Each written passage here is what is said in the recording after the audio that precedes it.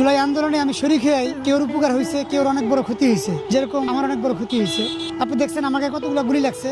আমাকে গুলি লাগার পরে আমি যখন অজ্ঞান হয়ে যাই, তখন আমি উঠে দেখি যে আমি ঢাকা মেডিকেল হাসপাতালে আছি। তখন হাসপাতাল থেকে আমার বলা হয়, তোমার কোনো আত্মীয় স্বজন থাকলে একটু ফোন দাও। প্রথমে আমার আব্বু আম্মুরে ফোন দিয়েছি, ওনারা তো বরিশাল বাড়ি, আসতে পারে নাই। পরে আমি আমার শ্বশুর শাশুড়ি ফোন দিয়েছি, আমার ওয়াইফরে ফোন দিয়েছি। তো তারা সবাই মনে করছে মারা গেছে, কারণ যেহেতু আমি ফোনটা দিইনি, আমার পাশে কেউ দিয়েছে, বলছে গায়ে গুলি লাগছে, আপনারা যদি একটু যোগাযোগ করতেন আসতেন। ওনারা কেউ আসে না, রক্ত লাগবে।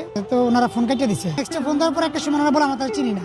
পরে আমার ওয়াইফরে ফোন দিয়েছে, আমার ওয়াইফ বলে দেখেন আমি কিছু জানি না, তার পরিবারের ফোন দেন। আপনার স্ত্রী এই কথা বলার পিছনে কারণ কি ছিল? আপনার স্ত্রীর সাথে কি আপনার সম্পর্ক ভালো ছিল না? না, সম্পর্ক ভালো ছিল, কিন্তু এমনি ওইটু স্মার্ট ছিল তো, এক হুজুর পর চয়েস করতো না। আর 2 নম্বরে ছিল গায়ে গুলি লাগছে, মনে করছে মারা গেছে। মানে আপনার ওয়াইফের পছন্দ ছিল একটু স্মার্ট প্লে বয় টাইপের ছেলে। যে এই টাইপের পছন্দ ছিল, আমার ভালোবাসতো না তা না, যেহেতু আমার স্ত্রী বাসতো, কিন্তু পছন্দ ছিল একটু স্মার্ট। ও চলাফেরা করতে একটু বেপরদাহীন। তারপর আবার আমার গায়ে গুলি লাগছে, বুঝছেন।